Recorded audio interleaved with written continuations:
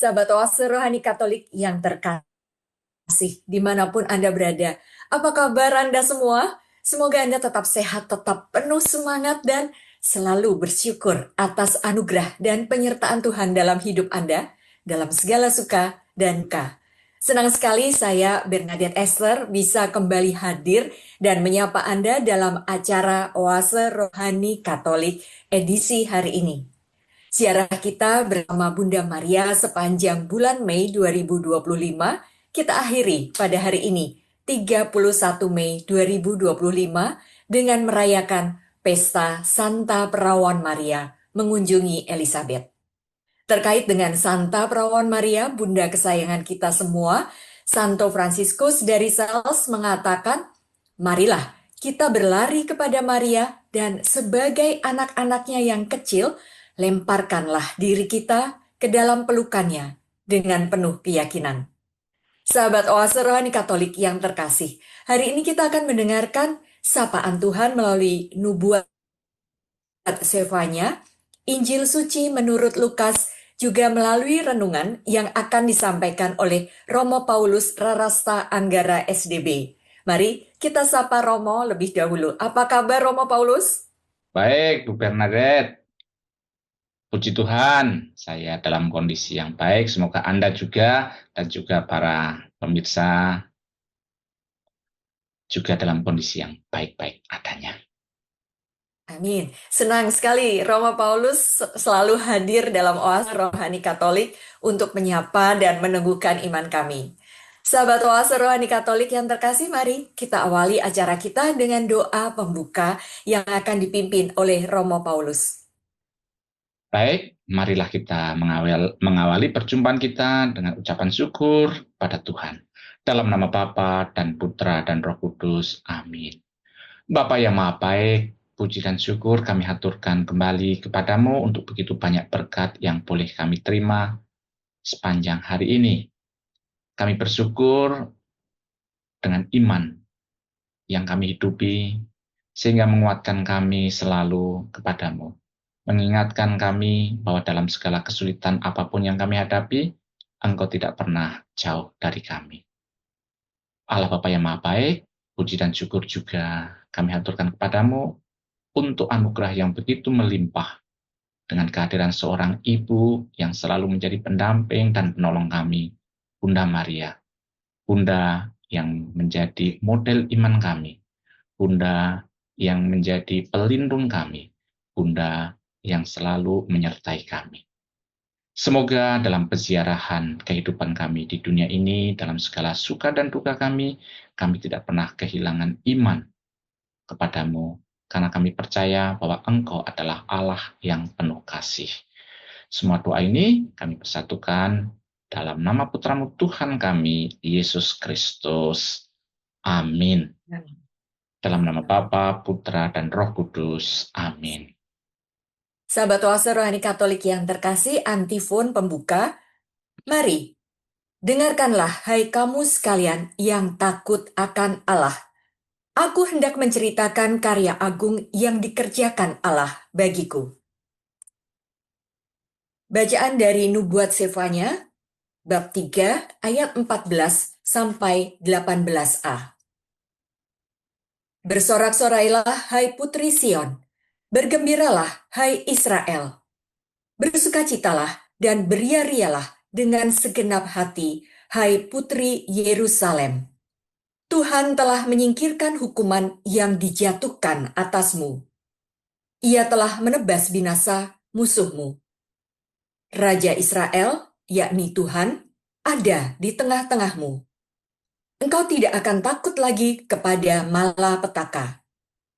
Pada hari itu akan dikatakan kepada Yerusalem, janganlah takut, hai Sion. Janganlah tanganmu menjadi lunglai.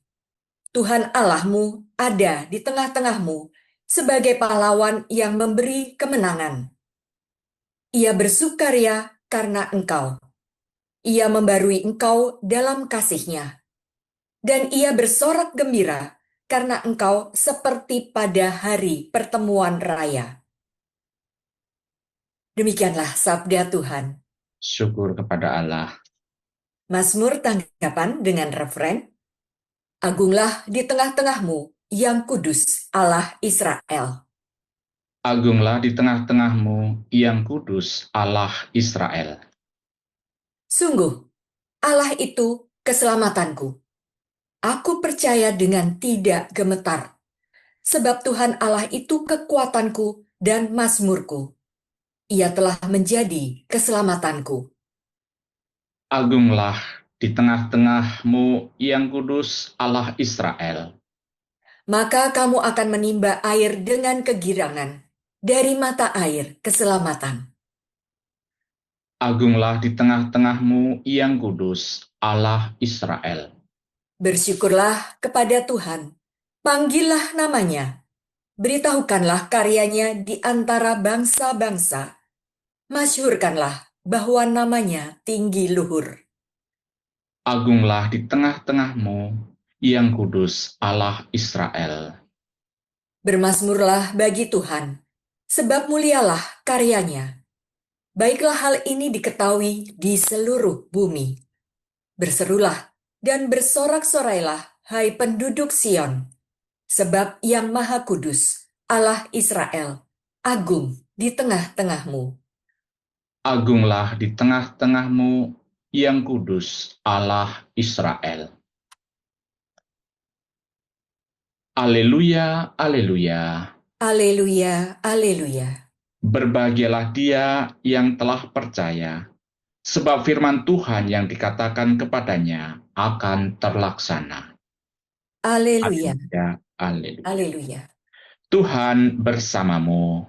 Dan bersama rohmu, Inilah Injil suci menurut Lukas. dimuliakanlah Tuhan. Beberapa waktu sesudah kedatangan malaikat Gabriel, bergegaslah Maria ke pegunungan menuju sebuah kota di wilayah Yehuda. Ia masuk ke rumah Zakaria dan memberi salam kepada Elisabet. Ketika Elisabet mendengar salam Maria, melonjaklah anak yang di dalam rahimnya. Dan Elisabet pun penuh dengan Roh Kudus, lalu berseru dengan suara nyaring, "Diberkatilah engkau di antara semua wanita, dan diberkatilah buah rahimmu. Siapakah aku ini, sampai ibu Tuhanku datang mengunjungi aku? Sebab sesungguhnya ketika salammu sampai kepada telingaku, anak yang dalam rahimku melonjak kegirangan. Sungguh, berbahagialah dia yang telah percaya, sebab firman Tuhan yang dikatakan kepadanya akan terlaksana." Lalu kata Maria, "Jiwaku memuliakan Tuhan, dan hatiku bergembira karena Allah Juru Selamatku, sebab ia telah memperhatikan kerendahan hambanya. Sesungguhnya mulai sekarang segala keturunan akan menyebut aku berbahagia, karena Yang Maha Kuasa telah melakukan perbuatan-perbuatan besar kepadaku, dan namanya adalah kudus. Rahmatnya turun-temurun atas orang yang takut kepada Dia. Ia memperlihatkan kuasanya dengan perbuatan tangannya, dan mencerai-beraikan orang-orang yang congkak hatinya. Ia menurunkan orang-orang yang berkuasa dari tahtanya, dan meninggikan orang-orang yang rendah. Ia melimpahkan segala yang baik kepada orang yang lapar, dan menyuruh orang kaya pergi dengan tangan hampa. Ia menolong Israel hambanya, karena ia mengingat rahmatnya, seperti yang dijanjikannya kepada nenek moyang kita, kepada Abraham dan keturunannya untuk selama-lamanya. Kira-kira 3 bulan lamanya, Maria tinggal bersama dengan Elisabet, lalu pulang ke rumahnya. Demikianlah sabda Tuhan. Terpujilah Kristus. Ya, Romo Paulus, dari nubuat Sefanya kita mendengar bahwa Nabi Sefanya menubuatkan Israel bersukacita sebab tangan Tuhan melindunginya dari musuh-musuhnya, dan Tuhan menjadi pahlawan bagi mereka, karenanya mereka tidak boleh takut kepada para musuh, karena mereka itu berharga di mata Tuhan. Romo Paulus, apa inspirasi iman yang hendak Romo berikan kepada kami? Baik, dalam bacaan pertama kita mendengar dari nubuat Zefania. Nubuat kan sesuatu yang masih akan terjadi. Karena pada saat hal ini disampaikan, sebetulnya Zefania ini kan hidup dalam masa pemerintahan Raja Yosia, yang pada saat itu mau membuat reformasi. Karena sebelum Raja Yosia, Raja Manasye dan sebelumnya itu kan umat Israel begitu jauh, orang-orang kerajaan Yehuda sebetulnya yang selatan itu jauh dari Tuhan. Kehidupannya sangat tidak baik. Satu hal yang selalu menjadi kejatuhan umat Israel yang sebetulnya kebiasaan ini sangat tidak disukai dan dibenci Tuhan adalah lari kepada dewa-dewa, penyembahan-penyembahan berhala. Dan itu terjadi. Dan kemudian pada saat Raja Yosia berkuasa, dia ingin memperbaharui. Tapi ternyata belum tersampaikan karena kemudian Raja Yosia sendiri meninggal dalam sebuah pertempuran. Dan kemudian yang menjadi permasalahannya adalah Raja setelah Yosia itu tidak melanjutkan reformasi yang dibuat oleh Yosia untuk kembali kepada Allah yang benar. Sehingga yang terjadi adalah umat Israel dibawa ke pengasingan di Babel. Tetapi itu kan, tadi kan saya mengatakan nubuat. Pada saat kemudian janji Allah itu tidak ditepati. Tetapi justru pada saat itu Allah kan tidak kemudian tanpa pernah memberikan sebuah keputusannya kalau umatnya sendiri tidak mengalami sebuah pertobatan. Dan itu yang seringkali terjadi pada umat Israel. Pada saat dia berada di pembuangan di Babel, dia merasa sadar kalau dia salah. Dia bertobat. Nah, disitulah yang pentingnya itu. Pertobatan itu menyadarkan kalau kami salah. Sehingga dia kembali kepada Tuhan, dan disitulah nubuat ini terlaksana. Jangan takut, bersorak-sorailah, karena Tuhan tidak akan pernah meninggalkan, karena Tuhan adalah perlindungmu, semuanya hal yang bahagia itu nyata. Karena apa? Karena memang Tuhan melindungi, dan Tuhan menyelamatkan, dan akhirnya kan bisa mengembalikan umat Yahudi, umat Israel kembali ke tanah yang diimpikannya. Dan itu kan menjadi perenungan bagi kita. Karena apa? Karena apa yang terjadi dengan umat Israel waktu itu terjadi juga dengan umat sekarang. Jangan dipikir hanya umat Israel. Sekarang kita tidak. Sama juga. Orang-orang, kita seringkali, saya sebagai pastor itu banyak keluhan. Kenapa pastor kok saya menderita? Kenapa pastor kok saya seperti ini? Ada kemungkinan terhadap penderitaan itu. Pertama, kalau dia merasa benar, sudah melakukan hal yang benar, maka dia cenderung menyalahkan Tuhan. Itu udah pasti, oh Tuhan itu nggak adil, Tuhan itu apakah ada dan tiada, apakah Tuhan itu benar-benar peduli sama saya. Itu semuanya berderet satu sisi. Tapi kalau sisi yang lain, dia dalam segala kesulitan dia menyadari mungkin saya yang salah, saya harus berubah. Nah itu beda, maka dia berubah. Maka dia tidak akan menyalahkan Tuhan, tapi dia mencoba untuk berubah, dia bertobat, memperbaiki diri. Dan disitulah akhirnya yang akan menentukan. Kalau yang pertama tadi, dia akan lari kepada Tuhan dan cari Tuhan-Tuhan yang lain. Karena apa? Karena pada saat dia minta kepada Tuhan, yang dia percayai, Tuhan Yesus, tapi dia merasa dia sudah melakukan yang benar, artinya bahwa Tuhan harus mengikuti apa yang dia mau. Dan seringkali Tuhan tidak mau. Tidak mau mengikuti apa yang saya mau. Keinginan Tuhan itu tidak memuaskan keinginan kita.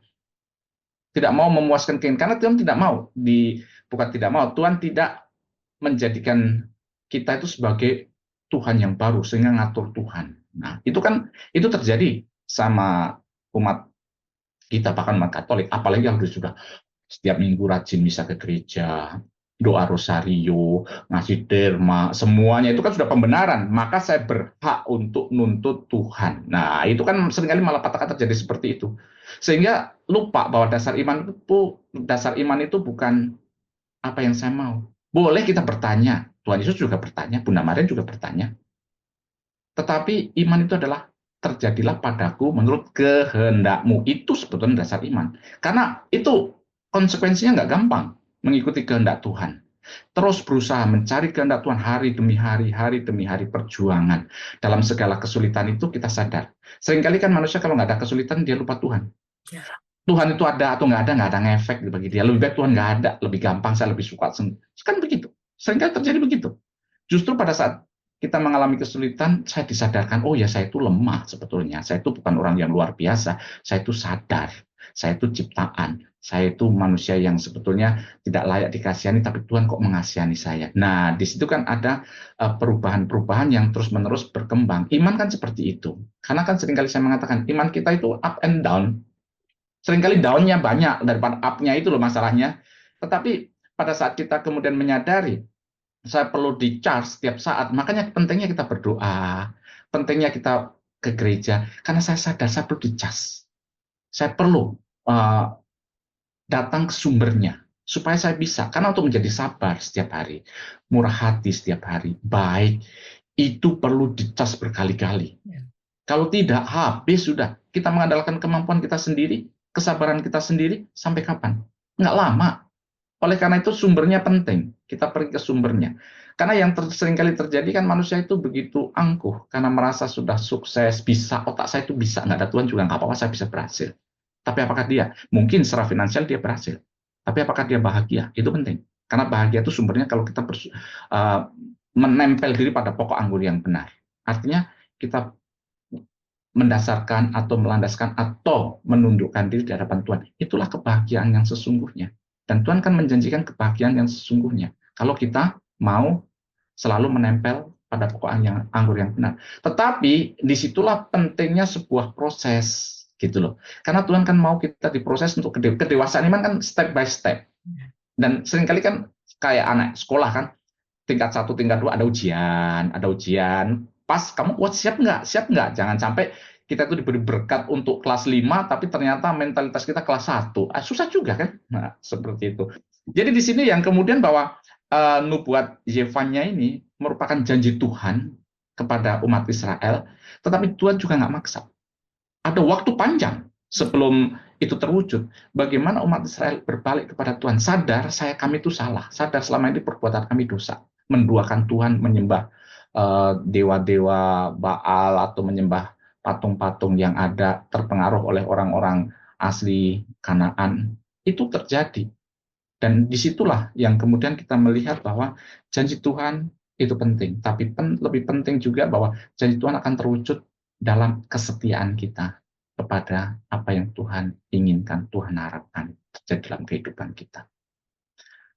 Ya, Romo Paulus tadi mendengar Romo bahwa ada dua tipe, yang satu yang menyalahkan Tuhan, yang satu lagi memeriksa pada diri sendiri. Apakah sebenarnya ini saya yang belum beres hubungan saya dengan Tuhan? Lalu kemudian saya jadi tadi teringat ketika kita masuk ke dalam bilik pengakuan dan kita mengakui kesalahan-kesalahan kita, lalu kalimat yang dikatakan oleh imam wakil Tuhan, pergilah, engkau sudah, dosamu telah diampuni. Itu tuh rasanya maknyes gitu loh, Romo. Di dalam hati maknyes, dan kemudian kita merasakan sukacita. Mungkin inilah yang dialami oleh orang-orang Israel ketika mereka tahu bahwa dirinya bersalah dan kembali kepada Tuhan, lalu kemudian dikuatkan oleh Nabi Zefanya bahwa Tuhan tidak pernah meninggalkan mereka, bahwa janji keselamatan itu tetap menanti mereka. Betul, bahwa pada saat kita menyadari kesalahan kita, kita bertobat, hati kita kan terbuka. Ya. Karena selama ini kan kita punya hati yang sama, tapi tertutup oleh begitu banyak hal tadi. Dan kesibukan duniawi ini kan seringkali menutup suara Tuhan, menutup kehendak Tuhan. Karena apa?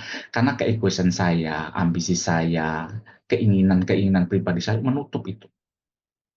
Dan ternyata itu semua tidak membuat, kalau zaman sekarang, ternyata itu semua tidak membuat kemudian saya bersuka cita.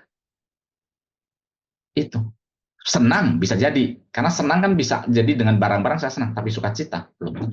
Dan Tuhan mengharapkan kita itu mendapat sukacita, dan sukacita itu hanya bisa kita dapatkan kalau kita sendiri selalu terkonek sama sang sumber sukacita tadi. Dan disitulah yang kemudian menyadarkan kepada kita arti saya menjadi seorang anak. Anak itu walaupun salah, kalau dia ngaku sama bapaknya nggak akan pukul dia gitu loh. Kalau bapaknya pengasih, pasti anaknya mau datang saja minta maaf, sudah dipeluk, itu sudah suatu yang luar biasa, berkat yang luar biasa dari sang anak kepada bapak. Dan Tuhan itu seperti itu, menanti. umat Israel untuk, ayo, kamu sadar, banyak nabi-nabi yang diutus Tuhan untuk mengatakan, mengingatkan. Tapi kalau orang bebal ya sama saja diingatkan, ya justru malah kemudian nabinya yang dianiaya, kan seperti itu. Kan selalu kepentingan-kepentingan pribadi itu melebihi apa yang dinubuatkan, suara-suara kenabian, suara-suara keilahian itu mengganggu kenyamanan mereka. Begitu. Apalagi pada saat mereka masa jaya. Ya. Itu. Jadi seperti itu, apaan sih? Nah, kan seperti itu, nggak penting. Nah, begitu kan. Dan dia merasa hal-hal yang lebih penting. Tapi pada akhirnya, pada suatu titik orang akan menemukan kenyataan, kok saya nggak bahagia ya? Mencari kesenangan, tapi tidak mendapat kebahagiaan yang mendasar. Dan akhirnya di situ orang kemudian menyadari. Apalagi kemudian ada suatu peristiwa yang membuat dia kemudian berpikir ulang. Dan itulah yang kemudian dalam kehidupan kita mengingatkan bahwa sebetulnya kan Tuhan juga menghendaki dalam kebebasan kita, kita berbalik kepadanya. Bukan karena terpaksa atau bukan karena Tuhan itu mengancam, tidak. Tapi dalam kebebasan. Karena kan cinta Tuhan itu hendaknya dibalas dengan kebebasan manusia. Tidak ada yang lebih indah kalau kita mencintai dengan segala kebebasan yang ada dalam diri kita. Karena saya tahu benefit yang ada di situ. Gitu. Baik, Romo Paulus luar biasa sudah mengingatkan kami semua bahwa hanya dalam Tuhanlah sukacita itu ada. Dan janji keselamatan dari Allah tidak hanya ditujukan kepada orang-orang Israel, tetapi juga bagi semua orang yang percaya kepadanya termasuk kita. Dan kita semua adalah anak-anak Allah. Untuk mendapatkan janji keselamatan itu, kita harus kembali kepada Tuhan. Sahabat Oase Rohani Katolik yang terkasih, mari kita renungkan sejenak apa saja yang sudah Romo Paulus Anggara tadi sampaikan. Jangan kemana-mana karena setelah jeda kami akan kembali. Tetaplah bersama kami.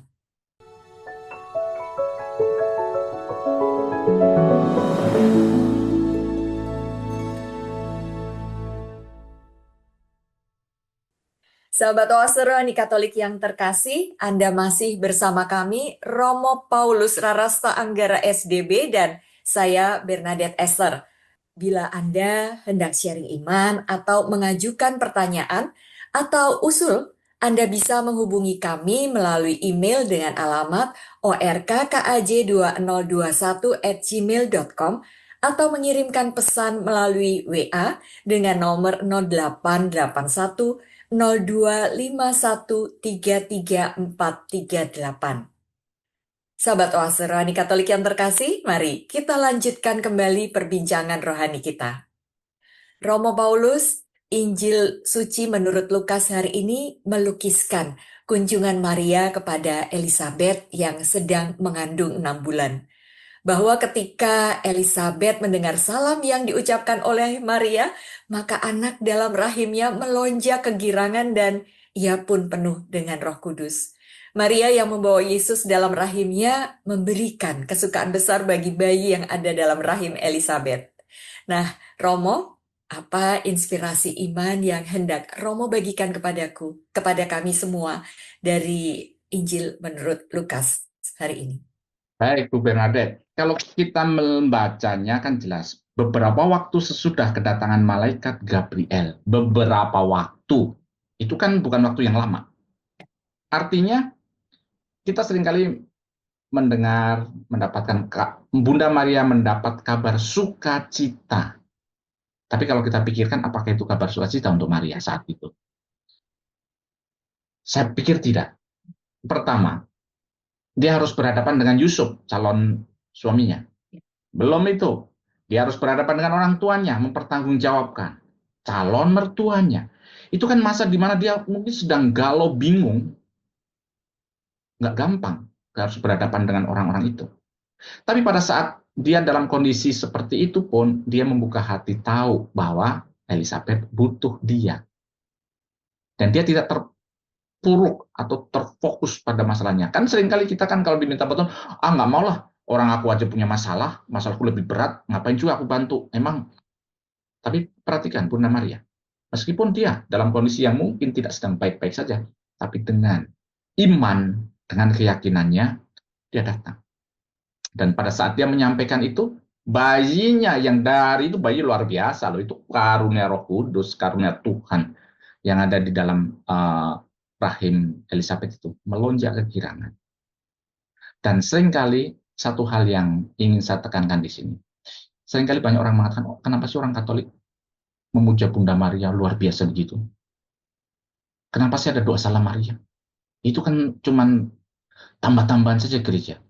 Itu kan nggak ada apa sih manfaatnya. Lupa. Saya baca lagi. Ini sebagai penguat kita. Kita tuh gereja itu nggak nambah-nambah gitu loh. Nggak kurang kerjaan nambah-nambah. Jelas-jelas ya. Ketika Elizabeth mendengar salam Maria, melonjaklah anak yang di dalam rahimnya, dan Elizabeth pun penuh dengan Roh Kudus. Lalu berseru dengan suara nyaring, diberkatilah engkau di antara semua wanita, dan diberkatilah buah rahimmu. Doa salam Maria bukan temuan atau gereja itu cari-cari saja.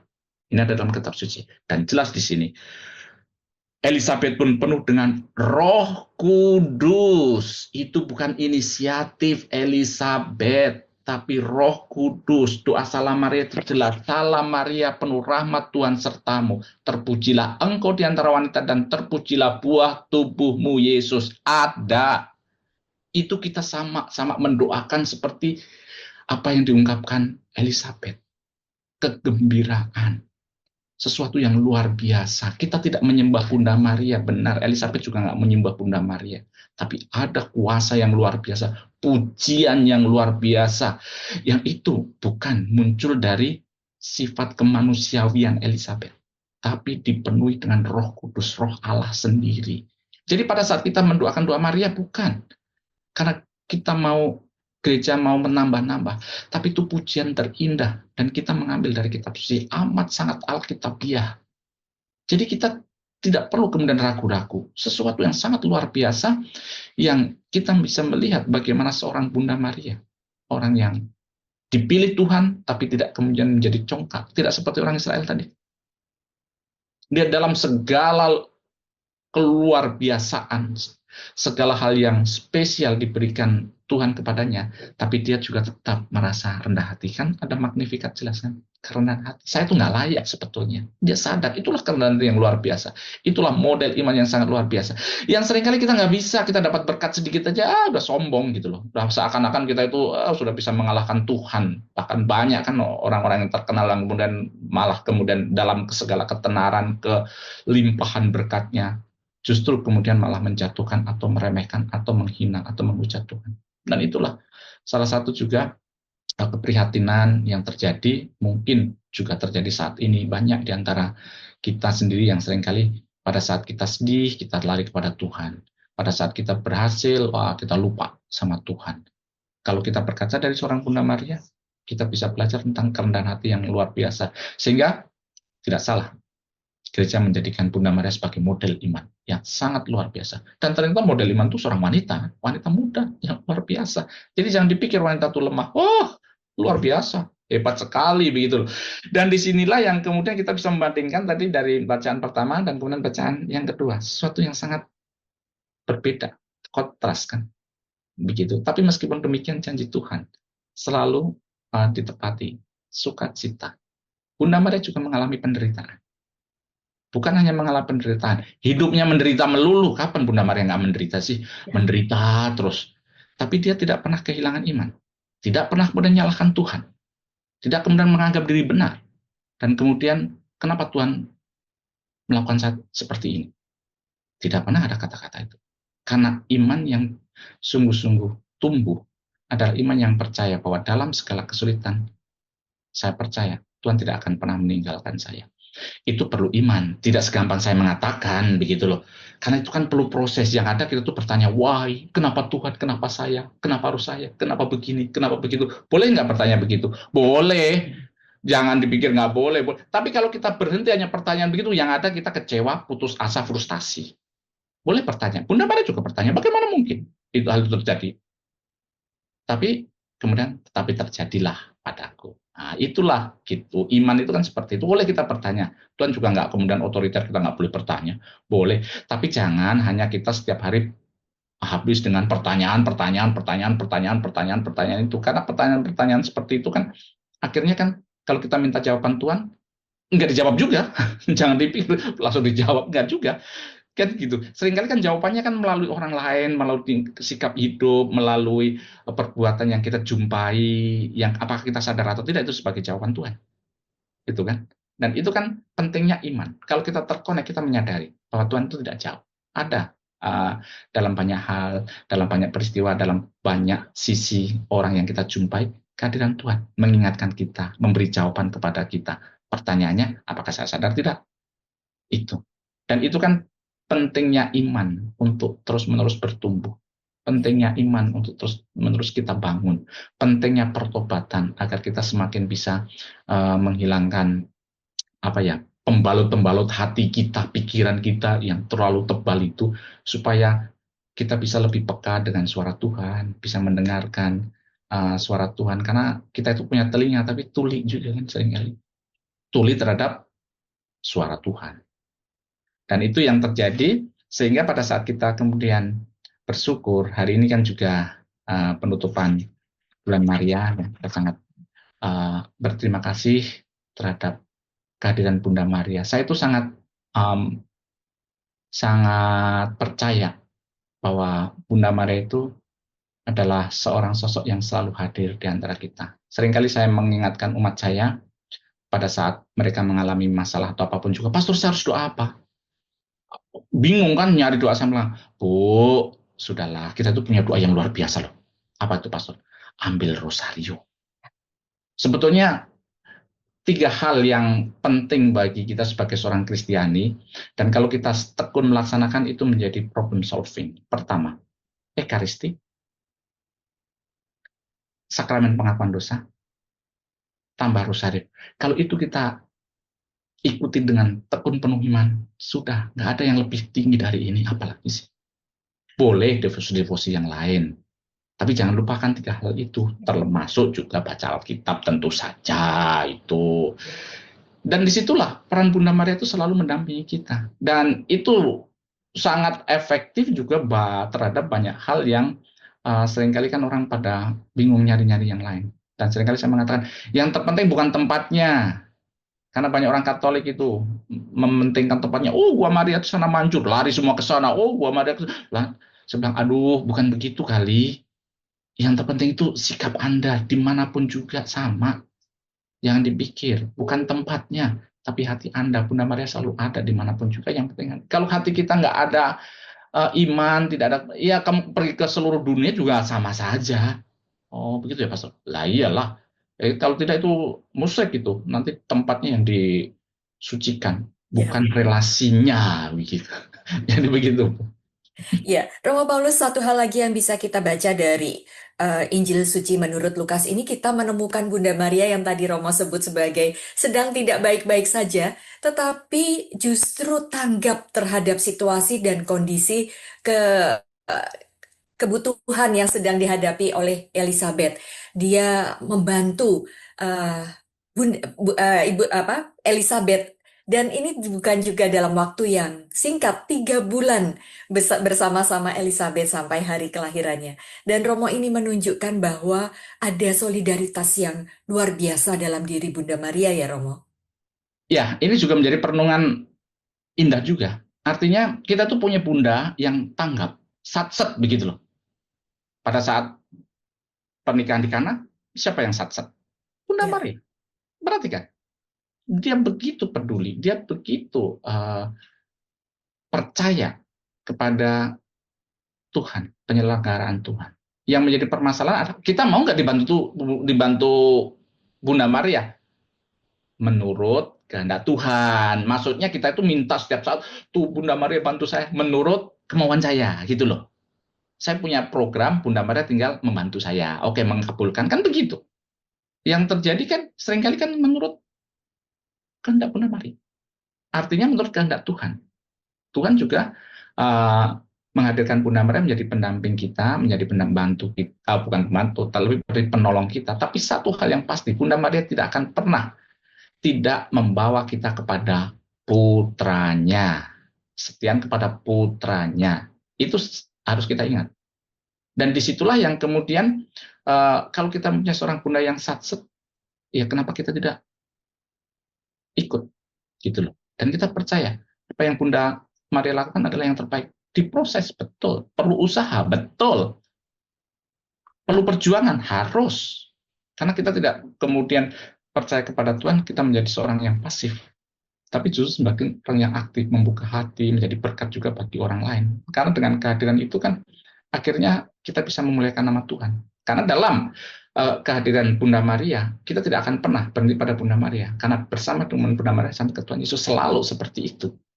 Dan itu kan yang merupakan ungkapan iman yang terindah yang bisa kita wujudkan, dan ucapan syukur kepada Bunda Maria. Karena seringkali saya percaya, seringkali saya berkata kepada umat saya kan, pada saat saya berdoa rosario sendiri, itu saya tidak sedang doa rosario sendiri. Saya sedang berdoa rosario bersama Bunda Maria. Saya selalu mengatakan begitu. Kita tidak sendiri, bersama Bunda Maria. Bunda Maria ada di samping kita, mendampingi kita. Seperti seorang mama yang kalau lihat anaknya berdoa, dia akan selalu mendampingi di sampingnya. Kan kita jadi anak kecil, nggak ada yang lebih nyaman selain mamanya ada di sampingnya berdoa. Nah, itu kan rasa nyaman, ketenangan, kepercayaan atas penyertaan itu yang membuat kita kemudian bisa bertumbuh hari demi hari. Karena apa? Karena setelah keluar dari rumah ada begitu banyak tantangan, ada begitu banyak pergolakan, ada begitu banyak intrik-intrik yang harus kita hadapi, dan kita harus kuat untuk menghadapinya itu tanpa kita masuk dalam intrik-intrik mereka, intrik-intrik dunia. Baik, Romo, luar biasa memang teladan yang disampaikan oleh Bunda Maria. Sahabat Oase Rohani Katolik yang terkasih, peristiwa Maria yang mengunjungi Elizabeth saudarinya menyadarkan kita akan pentingnya selalu membawa Yesus dalam diri kita, sehingga setiap orang yang kita jumpai dapat merasakan sukacita sejati, yang lebih khusus merasakan kasih Allah. Dan kita mohon doa dari Santa Perawan Maria supaya kita pun senantiasa menyadari kehadiran Yesus dalam diri kita melalui kuasa Roh Kudusnya, dan selalu mengikut sertakan Tuhan di dalam seluruh hidup kita, sehingga kita juga bisa menjadi berkat bagi sesama. Sahabat Oase Rohani Katolik yang terkasih dan Romo Paulus, kita sudah berada di penghujung acara. Kita akan mengakhirinya dengan doa penutup dan menerima berkat Allah melalui Romo. Baik, mari kita mengakhiri perjumpaan kita dengan doa penutup kita. Dalam nama Bapa dan Putra dan Roh Kudus. Amin. Bapa yang Maha Kasih, bersyukur kembali kami aturkan kepadamu untuk begitu banyak berkat kurnia, terutama dari sabdamu yang mengingatkan kepada kami bahwa janji sukacita yang telah Engkau berikan kepada kami tidak akan pernah tidak Engkau tepati. Engkau adalah Allah yang selalu setia. Menjadi tugas bagi kami, bagaimana kami bisa membuka hati kami untuk bisa menerima janji kebahagiaan itu. Terima kasih Tuhan untuk teladan seorang Bunda Maria, ibu yang selalu mendampingi kami, yang selalu mengingatkan kami arti kesetiaan, arti ketaatan, dan arti sukacita sejati. Semoga kami selalu bisa meneladani contoh-contoh baik, teladan-teladan yang amat sangat baik dari Bundamu sendiri, Bunda Maria, sehingga dalam kehidupan kami pun bisa menjadi perpanjangan kasih-Mu untuk membawa sukacita kepada orang-orang di sekitar kami. Tuhan bersamamu. Dan bersama Roh-Mu. Dan semoga berkat Allah Bapa yang Maha Baik senantiasa tercurah dalam kehidupan kita. Bapa, Putra, dan Roh Kudus. Amin. Amin. Sahabat Oase Rohani Katolik yang terkasih, dengan demikian usai sudah acara kita pada hari ini. Saya Bernadette Esther dan Saya Pastor Paulus Anggara SDB. kami berdua pamit undur diri. Selamat melanjutkan aktivitas Anda. Sampai jumpa pada acara Oase Rohani Katolik edisi berikutnya. Salam. Terima kasih Romo Paulus.